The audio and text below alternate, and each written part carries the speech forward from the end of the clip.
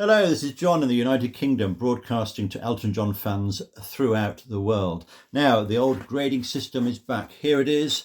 I've dusted it down. This is my rating system for all of the songs which I review. Some people have criticised me for being a bit strict on my marks, but as you can see, you've got this slice of numbers in the middle here, which are all pretty good. Average, fairly good, good, very good. A lot of songs are going to be in there. And I keep these top three categories for really the best songs of all. I've hardly awarded any 10s, maybe 4 or 5 10s in all these reviews I've done. I've reviewed all of Elton's studio albums. You can find videos to those on YouTube. And here are my trusty markers. That's what I hold up if I give a 10. So today I'm reviewing the 2025 recording Who Believes in Angels, which was a joint project with Brandi Carlile, with Andrew Watt, and with Bernie Taupin. So the four of those together, all great creatives, worked together to produce and deliver and write this particular album. Now, a word about Brandi Carlile, who is an American singer-songwriter in the Americana, folk, country, rock tradition. She's won a lot of Grammy Awards for her work. I've listened to some of her recordings this week and been very impressed by them indeed. She says that Elton was one of her childhood heroes. She listened to his albums from the 1970s, and it was that which prompted her to take up the piano.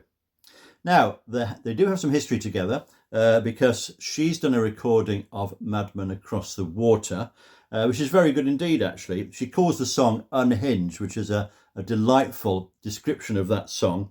And she also sang on the lockdown sessions a song called Simple Things as well. So they have recorded together.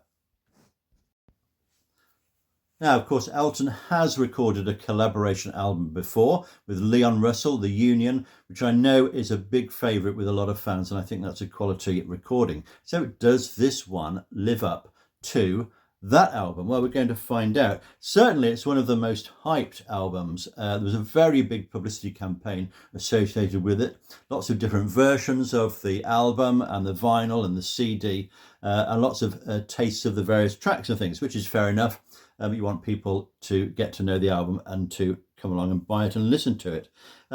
It's been described, one or two people, perhaps going a little bit over the top, saying it's his best album since Goodbye Yellow Brick Road. Well, we'll test that out, shall we? And apparently Elton has been quoted as saying it's his best album since Captain Fantastic. Well, let's have a look. I'm going to look at each track and grade them, and then we'll see where it fits in my list, should anybody care, of course. But I'm just comparing all the tracks using that same grading system. Now, one thing we can say about the album is it's probably got the best liner notes of any Elton John album. Here's the booklet here. Now, what we get, quite a sort of interesting cover there. When we get inside, we've got a message as well on the inside page, but we get to a track. We have all the lyrics for the track and then a whole page of notes about that particular track. This makes it very easy for reviewers like me to put the song in context. It also told us who actually wrote which parts of each track. Because as we know, there are 4 contributors. So this varies from track to track. Sometimes it's Bernie lyrics.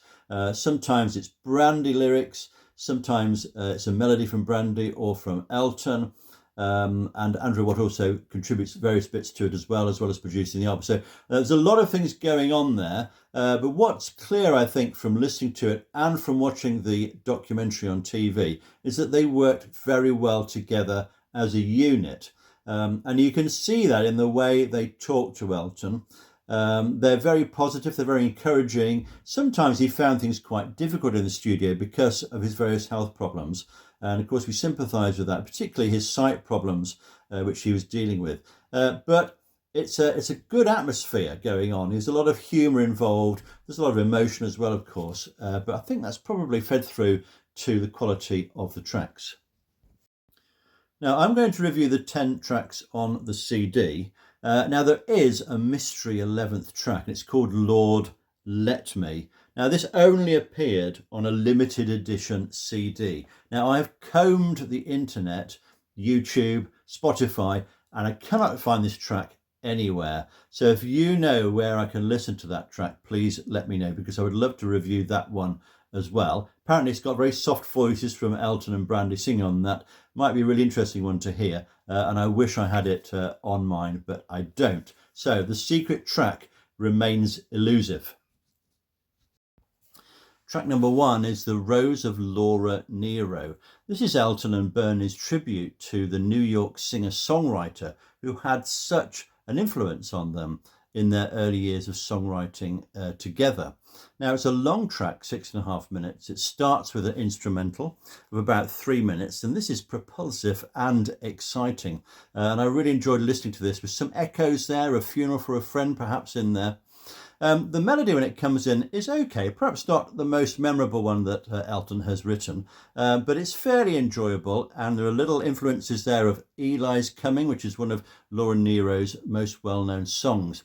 The lyrics are very clever from Bernie, one of his cleverest actually, with lots of references to things which happened in Laura Nero's life, including a reference to Virginia Woolf. So those will perhaps stand up as a poem on their own.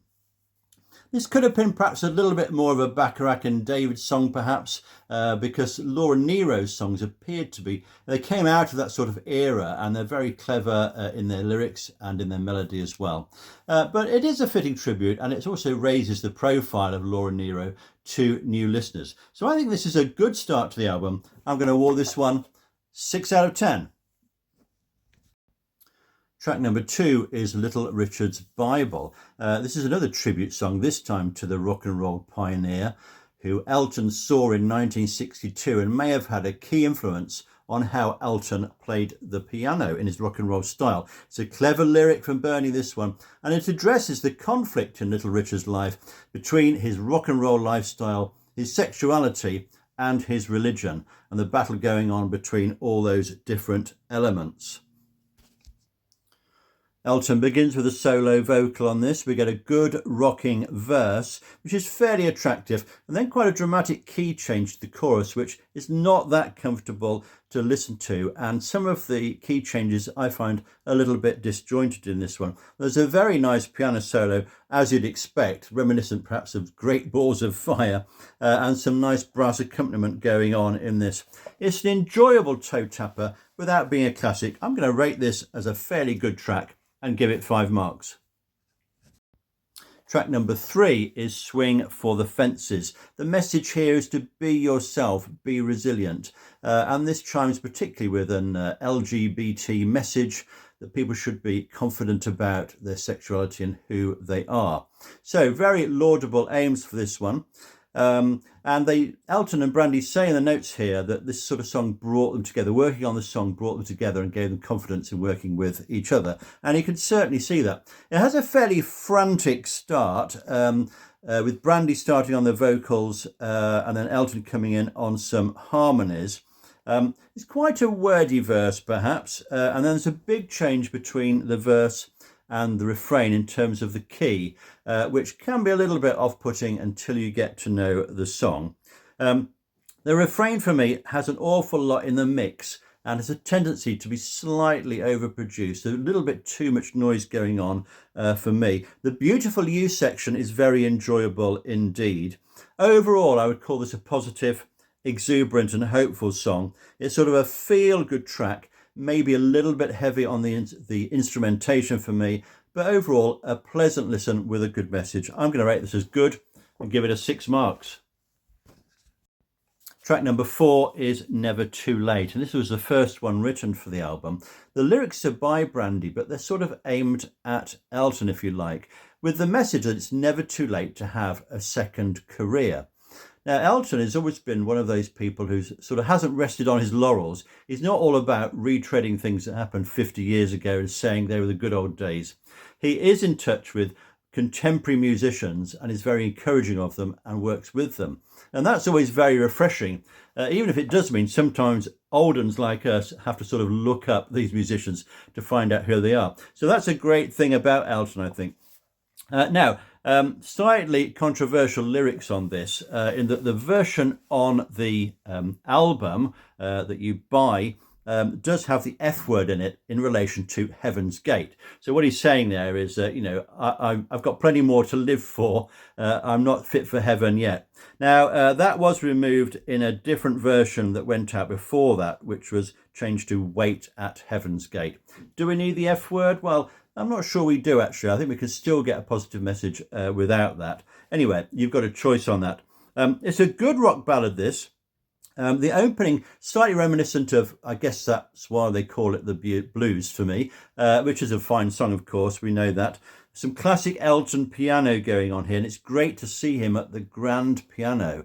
If you watch the YouTube video, he's at the grand piano and not a digital piano. And he does very well on the verse. It's a very strong voice here.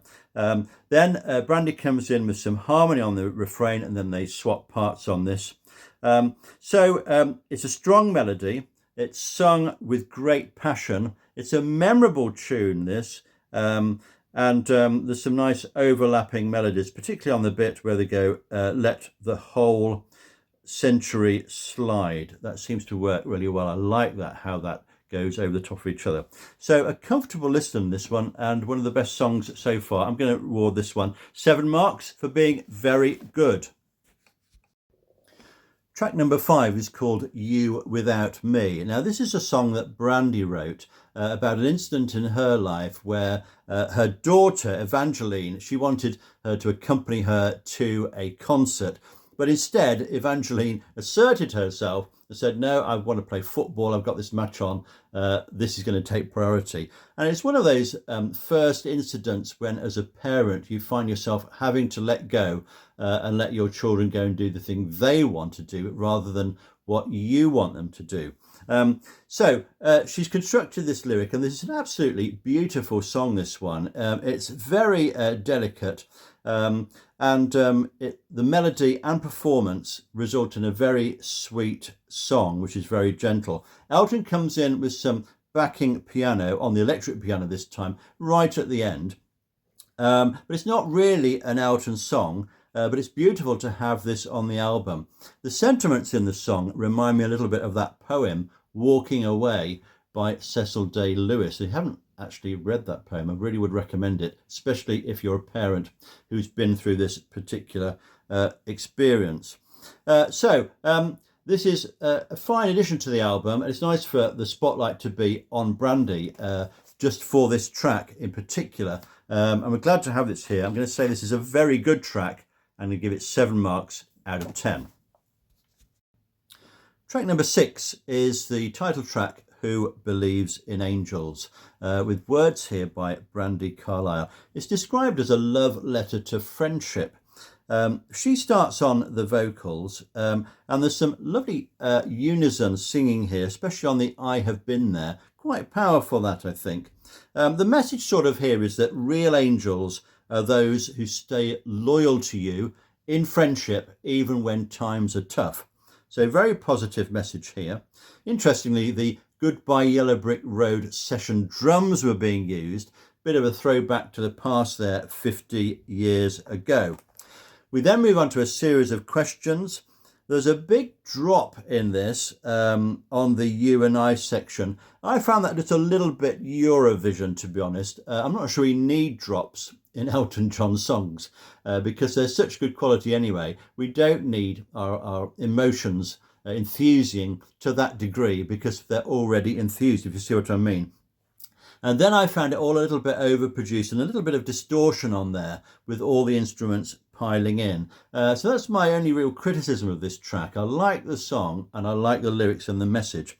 Some interesting words here, possibly from Bernie, I don't know.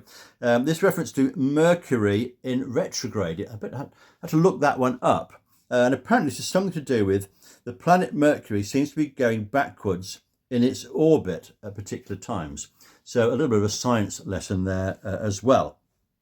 At the end, we have these I Have Been There voices overlapping in quite a powerful way. So it's enjoyable. Just a little bit of overproduction, too much noise for me slightly. Maybe take some mark of it. I still think it's good and award it 6 marks out of 10. Track number 7 is The Riverman, which started life as a riff by Andrew Watt that he wrote on the guitar when he was a teenager. Brandy has provided some lyrics for this, and it's about the idea of a riverman who is there to return the river to normal after sort of the tourists have been through and created a mess. He's sort of a wise figure, a sage who's there to restore order. Now, the verse is very enjoyable and gentle, but unfortunately, the refrain is rather unenjoyable, rather frantic, and destroys the mood of the song that's been created by the verse. I was very disappointed it took this particular direction, because I would like it to have stayed in the mood of the verse. It's almost like two separate songs knitted together, and unfortunately, I don't think it works particularly well. It's a good sentiment, and I like the link with Nick Drake that may be there deliberately, or may be implied, or could just be accidental. I've done a separate video on this one, but for me, this slight missed opportunity and not the best track on the album. So I'm going to say this one is just an average one for me and give it 4 out of 10. Track number 8 is A Little Light. Now, the scene is this. Brandy visits Elton at home. Elton is poring over the morning's newspapers, and he says, how can we possibly write songs when all these terrible things are happening in the world? Well, Brandy takes up the challenge. She turns Elton's words into the first verse and then sort of responds with a positive message that there's still a lot of beauty in the world. So this song is really about resilience. It's about hope. It's about friendship, which are kind of the messages of most of the songs on this album, which is fair enough. We need that sort of message today, don't we? And overall, the message is point your chin towards the sun. Be positive. Look out. Don't hide yourself away as well. So what we have here is a pleasant melody, a simple message. I find this a very likeable song, and it's a sort of one I might go back to if I'm just choosing one particular track from the album to listen to. I might go back to this one, especially at a time when I might need cheering up myself. The band here is more restrained, and we can hear more from the guitars on this. So I think the blend for me is much better on this one. I like this one a lot. I'm going to rate it very good and give it 7 marks. Track number 9 is Someone to Belong To. Apparently Brandy wrote this about David Furnish, and it's about the support we get from our loved ones and our partners. The music is heavily influenced by the 1950s and the Everly Brothers in particular, apparently. It's more emotional. It's in a country rock style, and it's about our chosen families, the people we end up with, the ones who support us and give us this sense of belonging. There's a nice shuffling drum rhythm to this, which is very pleasant. Brandy takes the melody on the refrain, Elton in harmony, and their voices do work really well together, I think. I find this an engaging refrain. It's another song that's easy to listen to. There are perhaps elements of overproduction in there as well for me, which detracts slightly, and that may just take 1 mark off. But overall, another enjoyable track. I'm going to rate it as good and give it 6 marks. Now, the final track is When This Old World Is Done With Me. I've made a separate video about this, by the way. Now, is this Elton's final statement as a song? Is it his final song ever? Well, we very much hope not. But if it were, then it would be a fine way to go out. Now, Bernie wrote the lyrics. Elton picked these up, and after doodling a bit on the piano, he suddenly realised, hang on, this is about me, isn't it? Is this about bowing out after all these years? And this made it a very emotional recording for him. He did a bit of work on it one evening. He came back the following day, and Andrew Watt, the producer, said to him, Elton, do this one live, just you on the vocal and you playing the piano at the same time. So he did this, and because of that, I think we get a very raw, very emotional, very moving performance of this. The lyrics are excellent, I think, a lot of metaphor in there. And the performance from Elton is a classic, really. His voice is sounding great on this. There's a sort of soul-y sort of feel to the whole thing. He's obviously very moved by it, and that comes across beautifully in the performance.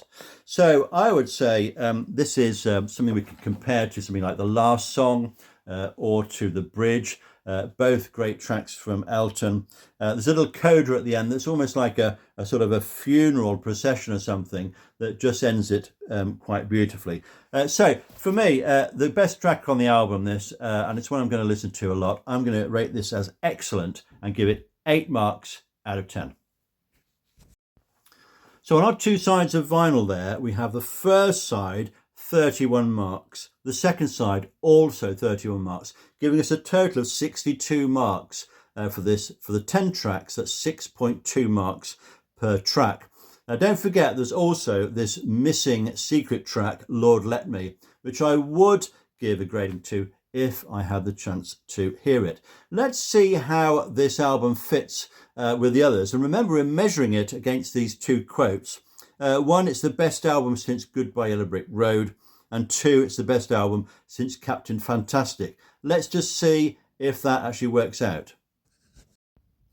So where does this fit in on the league table? Well, it gets 6.2 marks per track. It comes in as the 8th best Elton John album. That's quite something. So maybe those comments that it's the best album since either Captain Fantastic or Goodbye Yellow Brick Road, maybe there's something in those comments. Still right at the top there is Tumbleweed, my very favourite album, followed by Goodbye Yellow Brick Road and Don't Shoot Me. Now, as you know, I rate every song. I've got about 500 Elton John songs on here rated. These are the top ones, and we come down the league table to the 8s now. These 8s aren't ranked, they're just alphabetical, I think, but the newest one there is When This Old World Is Done With Me, coming in currently about number 75, but of course all those 8s are not in any particular order. So a lot of good songs there. That's the standout one from me, but it did get a lot of 7s and 6s, which is pretty solid performance. So that's it from me. I must admit, when I got this album last April, I was a little bit lukewarm about it and I didn't listen to it that much. But having listened in detail now to it several times and watched the videos on the background about it, I think it's a really good project they did. I certainly will listen to more Brandi Carlile music now. And the partnership between her and Elton seems to have rejuvenated him. The overall message of the album is really positive, and I can see myself coming back to a lot of these tracks to listen to again and again. That's my view anyway. What do you think? Put your comments below. What's your favourite couple of tracks? Are there any ways it could have been improved? All that sort of thing. What do you think of the lyrics? And I'll do a roundup video of your comments afterwards. Thanks for watching. Don't forget, we're still standing.